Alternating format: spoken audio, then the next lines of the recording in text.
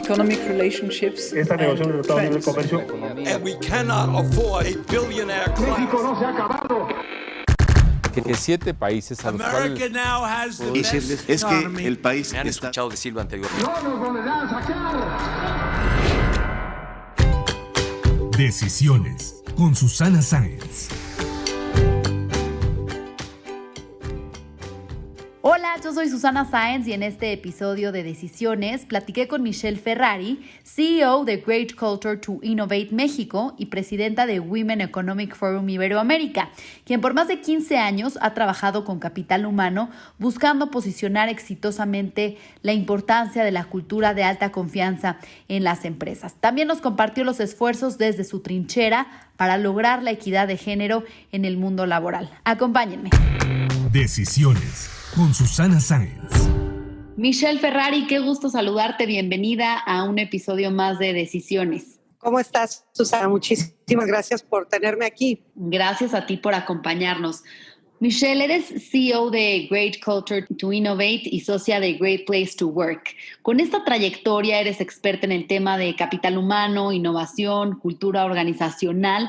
¿Cómo ves el panorama actual? ¿Cómo se ha manejado durante la pandemia este asunto en México? ¿Y cuál debe ser la estrategia en ese sentido? Así es, Susana. Creo que los momentos han sido, por un lado, pues complicados y inesperados, ¿no? Yo creo que la gran mayoría de los empresarios y líderes no estábamos, el mundo en general, ¿no? Listos para afrontar una situación así que tenían que dar una respuesta, pues, muy ágil en torno a muchos temas, ¿no? Que afectan pues al capital humano y afectan la forma en la que uno está acostumbrado a trabajar. Entonces, creo que las lecciones en general me parece, Susana, que van a ser buenas en términos de lo aprendido, ¿no? Sin embargo, obviamente, como todos sabemos, pues el aprendizaje y las crisis llevan a temas probablemente de mucha innovación, ¿no? Porque tienes que moverte muy rápido para sobrevivir y poder hacer las cosas de una manera diferente a lo que lo hacías. Sin embargo, sin duda alguna, creo que el sufrimiento también en momentos de crisis, pues son varios, ¿no? En temas del desempleo o de plano empresas que no han podido lograr quedar vivas, ¿no? En esta circunstancia. También creo que es un factor, como te decía, positivo en muchos casos, porque el capital humano y la cultura, o sea, la forma en la que uno hace las cosas dentro de una empresa, tiene que ver con la cultura que es la que finalmente rige, pues, inclusive hasta los resultados de negocio, ¿no? Como en cualquier país que tú llegues, por ejemplo, y ves si las calles están limpias, si respetan los horarios, si la gente respeta los señalamientos de tráfico. Luego ya entiendes que es un país o un lugar que pues cree en esas cosas, ¿no? Es lo mismo con una empresa. ¿Cómo hacen las cosas que dan un X o Y resultado? Por eso la cultura, y cuando hablamos de gente, lo es todo. El capital humano es lo más importante que tiene una organización, porque finalmente son los que hacen que las cosas sucedan o no sucedan. Creo que esto ha llevado, a través de seguramente mucho aprendizaje, a que los líderes y empresarios también entiendan la importancia del capital humano, lo cual es bueno, ¿no? Obviamente el output es bueno, sin dejar de hablar sobre lo complicado que ha sido, ¿no? Obvio. Claro.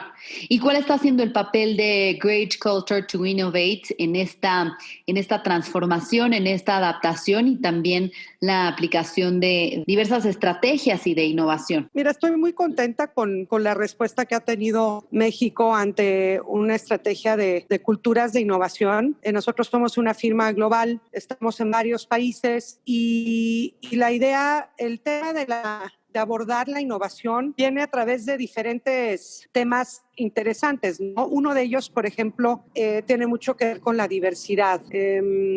La diversidad y la innovación tienen una correlación, pues obviamente muy cuasi perfecta, te diría, y eso también apoya mucho a que las organizaciones vean la diversidad desde un ángulo y un punto más de beneficio para el negocio. y que permita también como deshacerte un poco de los paradigmas que hay o los prejuicios que hay ante la diversidad, ¿no? Entonces, estoy muy contenta por ese lado porque creo que al hablar de innovación, de la cual es una palabra muy amplia, ¿no? Y tiene obviamente un significado pues muy importante hoy día, te diría, ¿no? Porque las organizaciones que no logren innovar, y cuando hablamos de innovar, Susana, hablamos de cosas que pueden suceder todos los días en tu empresa. No necesariamente estamos hablando de inventarte un grandísimo producto nuevo todo el tiempo, ¿no? Estamos hablando de mejores tomas de decisión, estamos hablando de mejora continua, estamos hablando de que la gente realmente le entregue a la empresa lo mejor que tiene para sobrellevar lo que tiene enfrente, ¿no? Los retos, los cambios.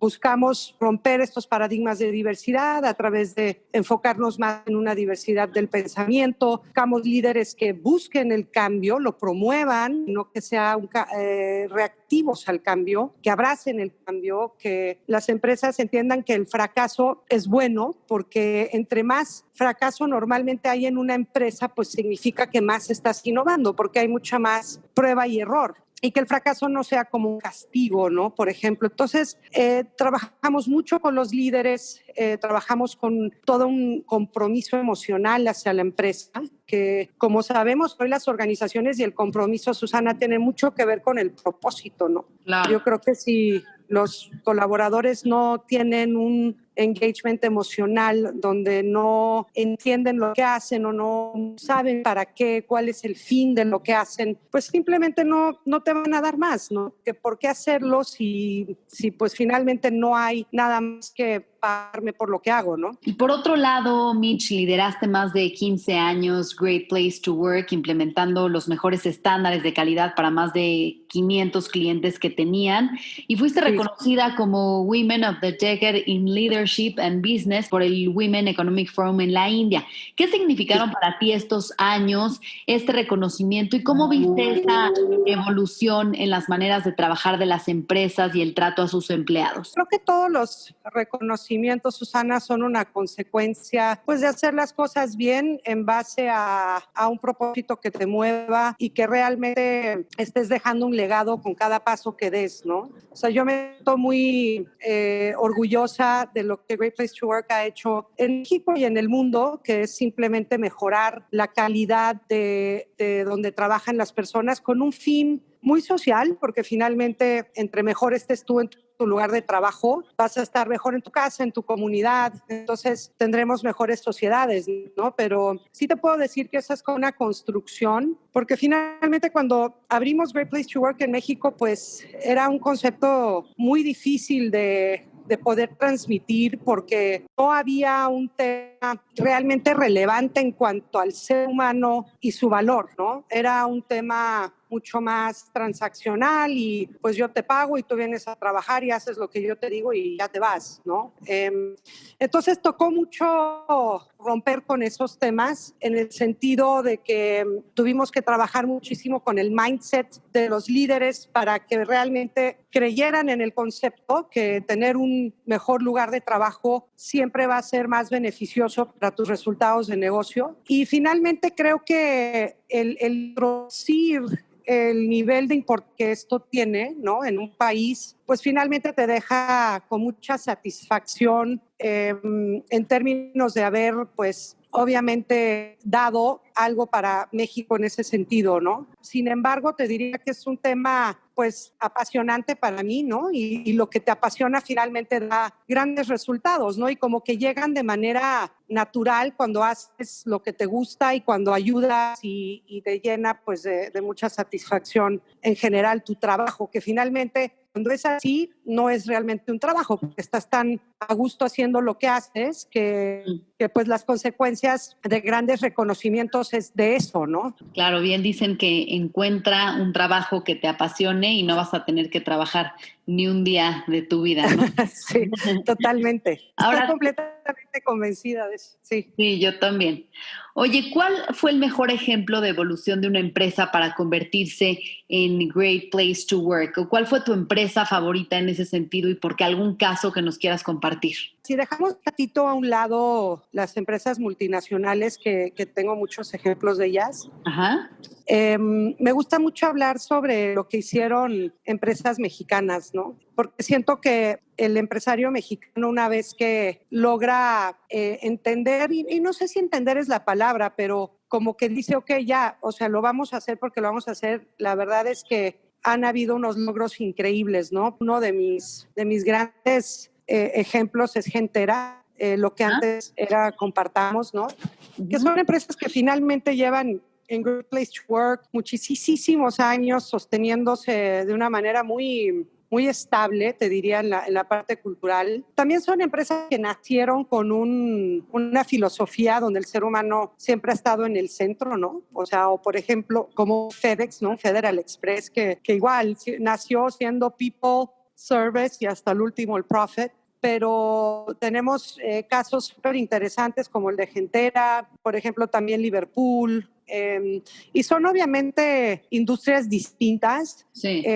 donde el esfuerzo obviamente es igual para ambos tipos de industria, porque finalmente estas son como decisiones, es una travesía estratégica, ¿no? O sea, tiene que ser visto de esa manera, porque si no, finalmente no llegas a tener los resultados de satisfacción que tienen estas empresas, ¿no?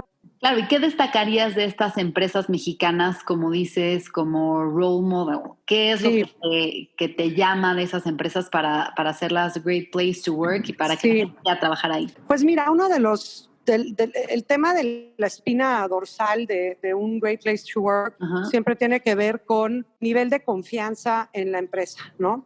Y finalmente el nivel de confianza se traduce básicamente en la relación que existe entre los jefes y los colaboradores, ¿no? Porque son lugares donde en su gran mayoría, porque obviamente siempre hay áreas de oportunidad, ¿no? Pero digo, en su gran mayoría son líderes que están buscando ver a la persona como un humano más que una pieza o un número más que está en una empresa, y por ende tiene un trato pues particular en la parte de qué tan creíbles son los líderes, qué tanto reconocen a su gente, las cuidan, qué tanto pueden comunicar, qué tan transparentes son, el tipo de desarrollo que la empresa ofrece, y temas que finalmente producen un sentido de mucho orgullo para las personas que trabajan ahí, y por lo tanto la gente quiere pues entregarle a la empresa todo lo que tiene, ¿no? Porque finalmente están muy agradecidos de estar trabajando en un entorno que promueve este nivel de entendimiento entre jefe y colaborador. Entonces,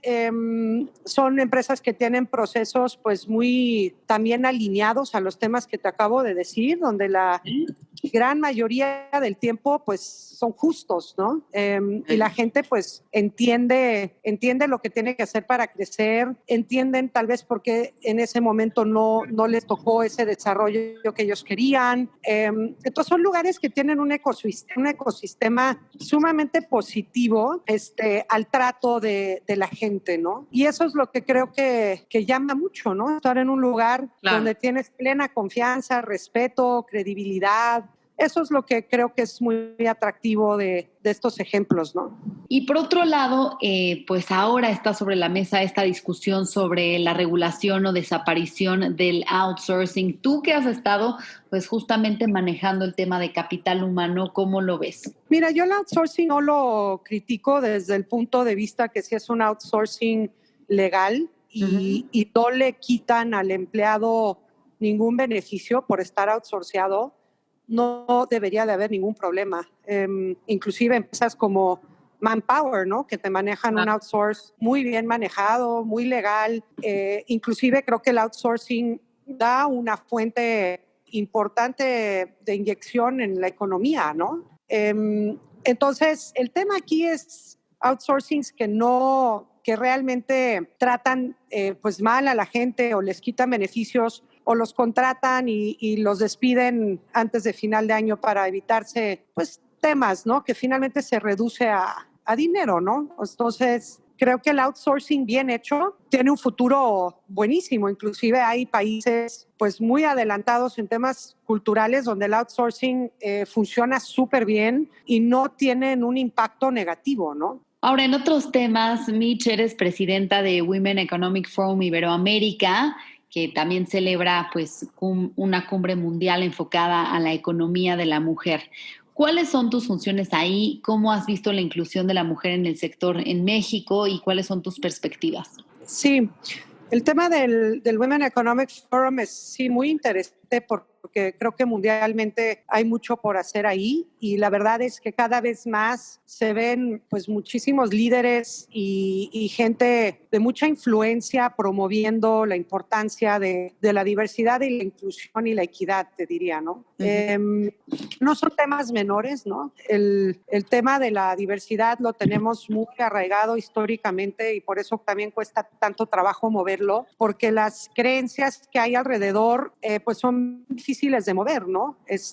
Y la verdad es que el posicionamiento de las organizaciones o de los líderes que pueden o saben promover ambientes altamente diversos, pues sin duda alguna van a tener un nivel de competitividad mucho más interesante que las que no lo son, inclusive por un tema de responsabilidad social, te diría. No estamos pidiendo que contraten gente que no sabe hablar, por ejemplo, ¿no? O sea, es que me da risa porque estamos hablando de una equidad de género donde hay una capacidad enorme, ¿no? De mujeres que pueden desarrollarse igual que un hombre en una organización, claro. Inclusive te diría, organizaciones, por ejemplo, en el mundo de Great Place to Work, las empresas que tienen más mujeres en altos mandos, el nivel de confianza es mucho mayor. Y no te lo digo porque queramos decir que las mujeres son mejor que los hombres, no estamos hablando de eso y mucha gente lo interpreta así. Estamos hablando de buscar ese complemento donde la energía femenina obviamente trae un equilibrio súper interesante en diferentes perspectivas en las empresas, pero también lo trae gente que es ahora donde estoy mucho más metida en el tema de innovación, como la diversidad cognitiva, ¿no? O sea, áreas de estudio diferentes, inclusive experiencias de vida, ¿no? Diferentes, la forma de idear, de crear, todo eso impacta en una diversidad. Por más que tengamos una equidad de números, que es la famosa cuota que además estoy a favor, porque si no hubieran cuotas, ni siquiera tendríamos los números. Primero tenemos que tener los números y luego hay que trabajar de una manera muy importante en la inclusión. Claro. Entonces, hay mucho por hacer, Susana, y la verdad creo que nos estamos moviendo mejor porque hay mucha gente, iniciativas ya muy involucradas en hablar sobre la importancia de esto, ¿no? Yo creía que con la pandemia se iban a abrir más oportunidades para las mujeres que, por ejemplo, solamente pueden trabajar desde casa porque tienen que atender a sus hijos, pero pues parece que al contrario, muchas mujeres han perdido su empleo, ¿no? ¿Tú cómo ves el panorama? Pues tristemente creo que las mujeres son las primeras en perder el empleo. Sí creo que la pandemia pudo haber tenido ciertos efectos positivos, tal vez en la parte de emprendedurismo para la mujer, porque de alguna manera u otra tuvo que innovar para salir o sobrevivir, ¿no? Entonces te mueves como puedas y te inventas lo que puedas para lograr tus objetivos. Pero si estamos hablando del mundo corporativo, y sí creo que hay un tema bastante notorio en que las primeras decisiones que se toman de separar a alguien de una empresa sí tiene que ver mucho más con una mujer, simplemente también por las creencias que te comento, ¿no? O sea, hay mucha gente que cree que las mujeres producen menos o porque tienen una alta responsabilidad de hijos en casa, la casa y el estrés que manejan puede afectar su nivel de eficiencia. Entonces se toman muchas decisiones alrededor de eso, ¿no? Y finalmente también son las últimas en recuperarlo. Entonces el panorama no es alentador, salvo lo que te comenté de la parte de emprendedurismo e innovación. Ok. ¿Cuál debería de ser entonces la estrategia para lograr una mayor inclusión, un mayor empoderamiento de las mujeres? ¿Cuál ha sido tu experiencia en ese sector? Pues sí, yo creo que el tema sí tiene muchísimo que ver con la estrategia de una empresa. O sea, no es un tema que vas a lograr tener por tener un comité de diversidad e inclusión. O sea, yo conozco, no sé, por mencionarte una práctica, ¿no? Que la verdad me llamó mucho la atención porque además de una empresa muy reconocida a nivel global de consultoría, que todos los ascensos que la empresa tuviera que dar tenía que tener un hombre y una mujer al menos, ¿no? O sea, tenía que tener cierta equidad y todo el ascenso se lo daban a la mujer. Simplemente porque, aunque la mujer no tuviera necesariamente el mismo nivel de habilidad, estaban dispuestos a desarrollarla para que lo tuviera. Y por mucho tiempo han tenido esa práctica donde los ascensos y el desarrollo, si es que había una mujer en la parrilla y además obligaban a tener números equitativos, la ponían. Entonces, si no lo haces forzado, no va a suceder, porque normalmente la persona que está tomando la decisión para un desarrollo o un ascenso, en gran mayoría de los casos, pues es un hombre. Y los hombres, por maneras y prejuicios inconscientes, pues van a la gran mayoría de las veces ascender a un hombre, ¿no? También por temas de similaridad, eso sucede mucho también, ¿no? Entonces, yo creo que las empresas y líderes tienen que empezar a tener prácticas y políticas muy tajantes, ¿no? O sea, tal vez el ejemplo que te acabo de dar puede ser un extremo, pero solo así han logrado evolucionar, ¿no? Y realmente entender cómo esa inclusión y desarrollo de las mujeres en la empresa está funcionando, o sea, entender sus cifras, por qué no está funcionando, qué se puede hacer para que funcione dentro de esa cultura y realmente poner situaciones muy, muy tajantes donde no suceden. ¿Y qué es lo que también me ha llevado a mí a estar en todo este tema de innovación, Susana? Porque finalmente es tan importante innovar que creo que eso va a cambiar muchísimo la forma de pensar pues de muchos líderes, ¿no? De cómo puedo innovar más pues a través de diferentes perspectivas y a través de diferentes voces, a través de respeto, de las mismas oportunidades. Y pues bueno, creo que sin duda alguna es claro y creo que el camino, tú sabes que los algoritmos hoy día nos marcan 200 años para una equidad salarial. Sí. Que realmente o sea, te quieres poner a llorar porque ha sido tan lenta la historia que si seguimos igual de lentos, pues sí, igual y no, llega a haber 200 años o 100 años inclusive para una equidad de oportunidades, ¿no? Ahora, ¿qué es lo que te lleva pues a este mundo del capital humano, la innovación? Sé que te graduaste de la licenciatura en estudios de moda y arte y algunos diplomados en Italia y Nueva York, pero ¿cómo fue el proceso para este giro en tu vida laboral? Sí, creo que fue un poco de casualidad. La parte de la pasión por la moda y el arte la sigo teniendo y seguramente en algún momento lo voy a retomar. Okay. Pero sí fue una oportunidad que se me abrió en el sentido de explorar la parte del capital humano. Lo que más me fascinó de haber entrado a ese mundo, o por lo menos conocerlo, tenía mucho que ver con una misión social. Porque yo sabía que si estaba involucrada en un lugar donde iba a ayudar la vida de las personas trabajando en las empresas, eso iba a tener un impacto en mi país, ¿no? Y eso fue lo que me atrapó, sin duda alguna fue la misión. Ok. ¿Y qué es lo que te atrapó esos 15 años? Porque, bueno, más de 15 años me parece que estuviste, bueno, primero en Great Place to Work, sí. Pero ¿cómo fue todo ese proceso y esa experiencia? Pues sí se pasaron volando, ¿qué te digo? La verdad es que volvemos al tema de la pasión, ¿no? En términos de estar tan encantada con lo que hacía y ver los logros, porque es increíble, ¿no? Trabajar con organizaciones que tal vez las agarraste en un nivel de madurez, pues híjole, súper difícil de entender que realmente existieran lugares de trabajo así y que finalmente siguen existiendo, ¿eh? No vayas a creer que el mundo ya es color de rosa, pero bueno, por lo menos muchas ya están encaminadas a una mejora y que ya empiezan a entender un poco más el nivel de importancia que esto tiene. Y se me pasó muy rápido, pues sí, estar muy involucrada en en tener metas y objetivos muy claros de lo que quería yo lograr. Y cada empresa transformada o mejorada en términos de puntos o